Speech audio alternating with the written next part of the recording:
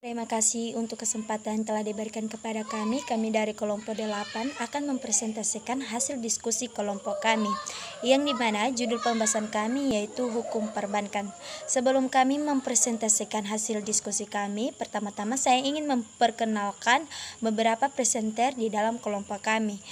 Presenter pertama itu Khaliswati Jagata, saya sendiri. Presenter kedua Elvira Wau, presenter ketiga Dina Mariana Halawa, dan presenter keempat Martinus Lase. Langsung saja kita masuk pada pengertian bank.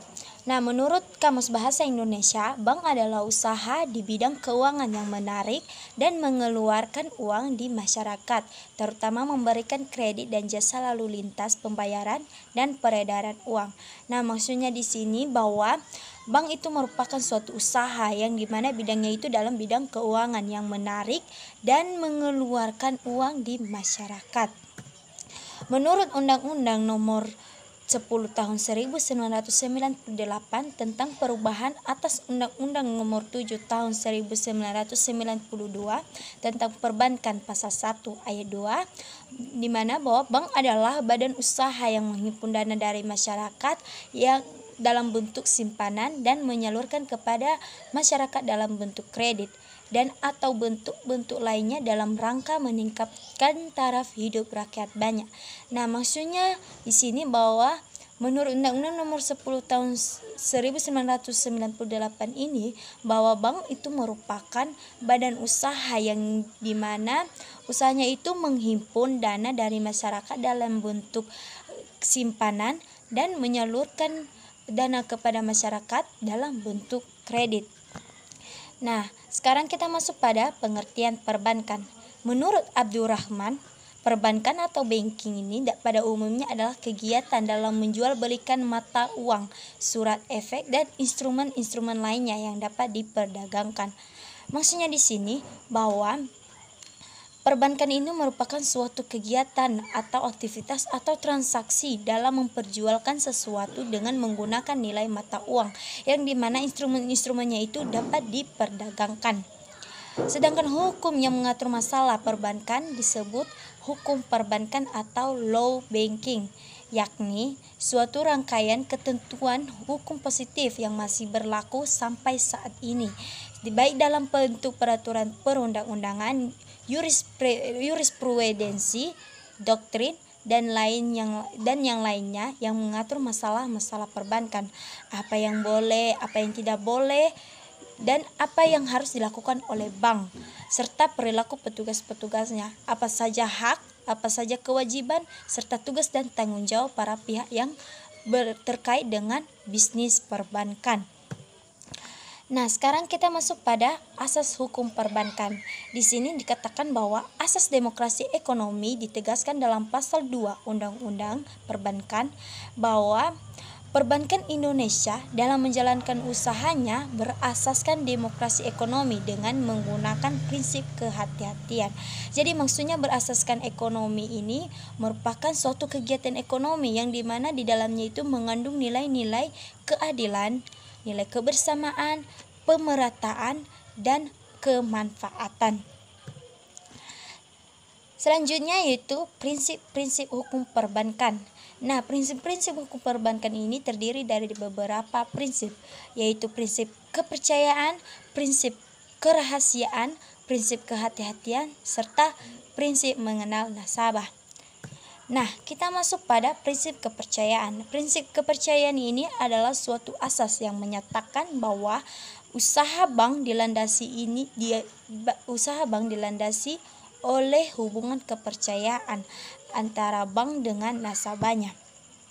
Jadi maksudnya di sini bahwa prinsip kepercayaan ini merupakan adanya rasa kepercayaan antara pihak bank dengan pihak nasabah. Jangan sampai ada yang namanya rasa saling curiga, rasa saling tidak percaya gitu. Jadi di dalam kegiatan perbankan ini harus adanya rasa prinsip percaya ke nasabah percaya kepada pihak banknya dan pihak banknya juga percaya kepada nasabahnya. Baik teman-teman, selanjutnya pembahasan selanjutnya akan dijelaskan oleh presenter kedua. Terima kasih. Baik, saya akan melanjutkan prinsip-prinsip hukum perbankan. Yang kedua ialah prinsip kerahasiaan, di mana prinsip kerahasiaan ini ialah prinsip yang mengharuskan dan mewajibkan bank merahasiakan segala sesuatu yang berhubungan dengan keuangan dan lain-lain dari nasabah. Yang artinya tugas seorang bank itu ialah merahasiakan segala sesuatu yang berhubungan dengan keuangan dari nasabah. Dan sudah tertulis juga dalam pasal 40 Undang-Undang Perbankan yang menyatakan bahwa bank wajib merahasiakan informasi mengenai nasabah penyimpan dan simpanannya. Dan pada prinsip ini juga sangat berdampak positif bagi bank, di mana ketika bank mampu merahasiakan segala sesuatu yang berhubungan dengan keuangan nasabah, maka masyarakat atau nasabah bakalan percaya dan mau menyimpan uangnya di bank. Prinsip yang ketiga ialah prinsip kehati-hatian, di mana prinsip kehati-hatian ini adalah suatu asas yang menyatakan bahwa bank dalam menjalankan fungsi dan kegiatan usahanya wajib menerapkan prinsip kehati-hatian dalam rangka melindungi dana masyarakat yang dipercayakan padanya. Dan pada prinsip ini tugas seorang bank itu ialah mengelola keuangan dan mengelola uang nasabah yang sudah disimpannya tadi secara baik-baik dan hati-hati. Dan dampaknya juga sama dengan prinsip kerahasiaan tadi, berdampak positif ketika bank mampu menjaga uang dan mampu mengelola uang nasabah tadi secara baik dan secara hati-hati. Dan itu juga bakalan memicu menarik kepercayaan seorang nasabah untuk terus menyimpan uangnya di bank. Prinsip yang keempat ialah prinsip mengenal nasabah. Pada prinsip mengenal nasabah ini bakalan dijelaskan oleh teman kami Dinar Mariana Halawan. Baik, kami akan melanjutkan membacakan materi kami, yaitu prinsip mengenal nasabah. Prinsip mengenal nasabah ini adalah suatu prinsip yang telah diterapkan oleh bank untuk mengetahui dan mengenal identitas nasabah atau memantau kegiatan transaksi nasabah, termasuk melaporkan setiap transaksi yang mencurigakan. Dalam hal ini, bank melakukan tindakan atau sistem kehati-hatian terhadap nasabah. Dalam hal ini juga, bank melakukan dan menyelidiki setiap nasabah yang disalurkan dana. Selanjutnya, fungsi dan tujuan perbankan. Mengenal fungsi dan tujuan perbankan dapat dilihat dalam pasal 3 Undang-Undang Perbankan yang menyatakan bahwa fungsi utama perbankan Indonesia adalah sebagai penghimpun dan penyalur dana terhadap masyarakat. Dalam pasal 4 Undang-Undang Perbankan yang menyatakan bahwa perbankan Indonesia bertujuan untuk menunjang pelaksanaan pembangunan nasional dalam rangka meningkatkan pemerataan, pertumbuhan ekonomi, dan stabilitas nasional ke arah peningkatan kesejahteraan rakyat. Dalam hal ini, fungsi dan tujuan perbankan ini adalah sebagai penghimpun atau penyalur dana dan pelayanan jasa dalam penyebar atau penyalur dana terhadap masyarakat. Selanjutnya, sumber-sumber hukum perbankan. Sumber hukum dalam arti material adalah sumber hukum yang menentukan isi hukum itu sendiri, dan itu tergantung dari sudut mana kita melakukan peninjauannya. Apakah dari sudut pandang ekonomi, sejarah, teknologi, filsafat, dan lain sebagainya.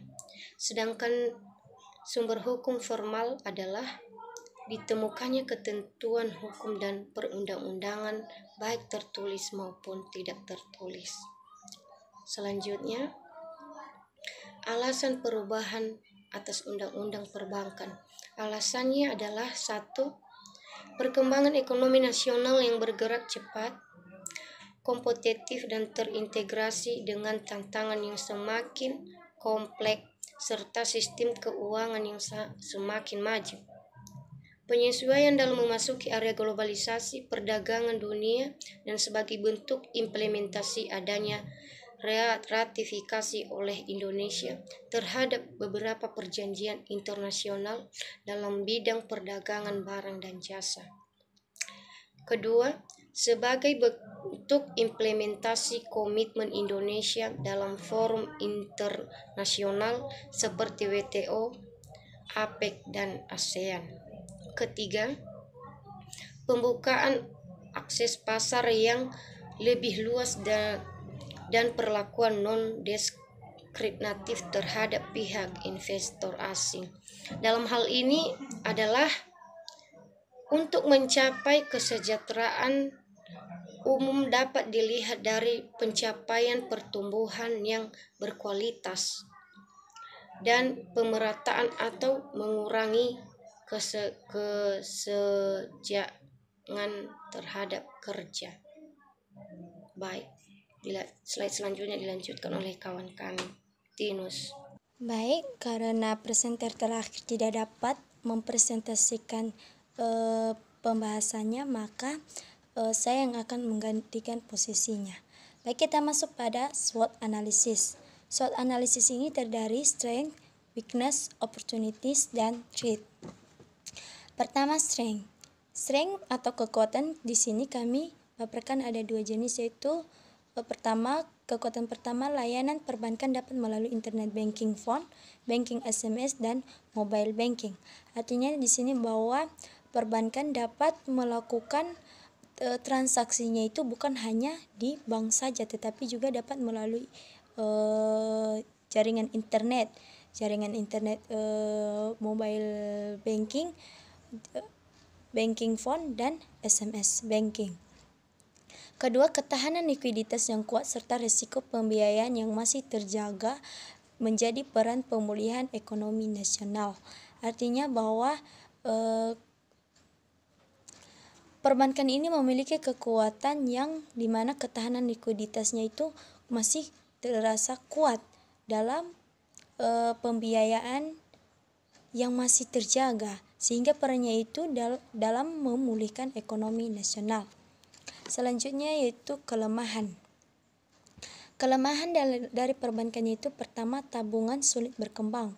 Artinya di sini bahwa tabungannya ini tidak berkembang dengan mudah, tetapi memiliki perkembangan yang sangat sulit, kecuali ketika kita memiliki bunga simpanan yang besar, maka tabungan kita dapat berkembang dengan baik. Tetapi jika bunga simpanan kita rendah, maka tabungan kita kemungkinan besar tidak berkembang dengan begitu besar. Kedua, perbankan tidak mampu menghadapi produk yang sesuai dengan kebutuhan masyarakat. Artinya di sini bahwa perbankan ini tidak dapat menyediakan produk atau layanan dengan cepat kepada masyarakat, tetapi perbankan ini perlu memiliki waktu yang lama dalam menyediakan produk-produk atau layanan yang diinginkan oleh masyarakat. Selanjutnya itu opportunity, peluang atau kesempatan. Beberapa peluang atau kesempatan yang dimiliki oleh perbankan yaitu pertama, dalam menghadapi tantangan likuiditas ini, perbankan ini memiliki alternatif untuk mendorong pertumbuhan KAZA atau current account and saving account, yang dimana KAZA ini merupakan dana murah untuk mendapatkan biaya dana yang baik. Kedua, bank itu juga memiliki alternatif dalam pendanaan selain DPK, yaitu dengan cara menerbitkan obligasi, koperasi, dan surat berharga jangka panjang atau jangka menengah. Terakhir yaitu threat atau ancaman. Beberapa ancaman yang dihadapi oleh perbankan yaitu terdiri dari likuiditas di sistem perbankan yang terus mengetat. Artinya bahwa likuiditas perbankan ini terus mengetat, terus ada, dan terus berkembang. Kedua, kondisi ekonomi nasional Indonesia yang cenderung tumbuh di bawah ekspektasi. inilah ancaman atau tantangan yang dihadapi oleh perbankan, yaitu kondisi ekonominya itu semakin lama semakin mengalami penurunan, sehingga taraf ekonomi nasional Indonesia itu di bawah ekspektasi yang diinginkan oleh masyarakat. Nah, sedangkan strategi SWOT di sini itu terdiri dari pertama, strategi weakness opportunity. Di sini pertama, perbankan perlu berupaya untuk terus berinovasi dalam mengembangkan dan meningkatkan kualitas pelayanan tabungannya kepada para nasabah. Artinya strategi dalam menghadapi kelemahannya ini,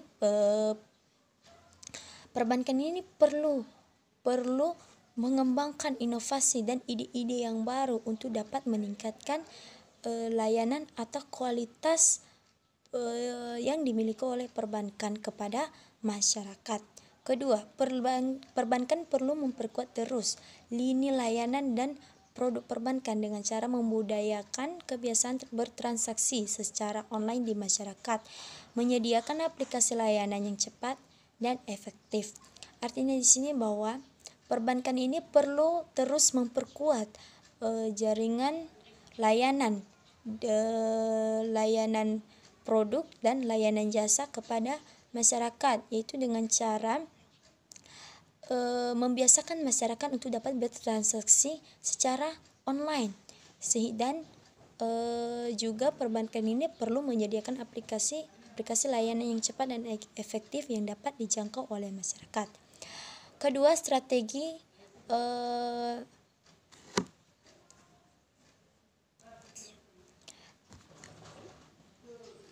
yaitu strategi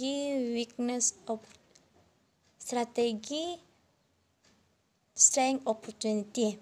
Nah, di sini satu, memperhatikan serta meningkatkan layanan internet banking serta memperhatikan jaringan yang baik dalam memperlancar proses pelayanannya. Artinya di sini bahwa untuk meningkatkan kekuatan perbankan perlu memperhatikan serta meningkatkan layanan internet, dan juga perbankan perlu memperhatikan jaringan-jaringan yang bagus agar tidak mengganggu proses transaksi. Kedua, mempertahankan likuiditas ekonomi nasional.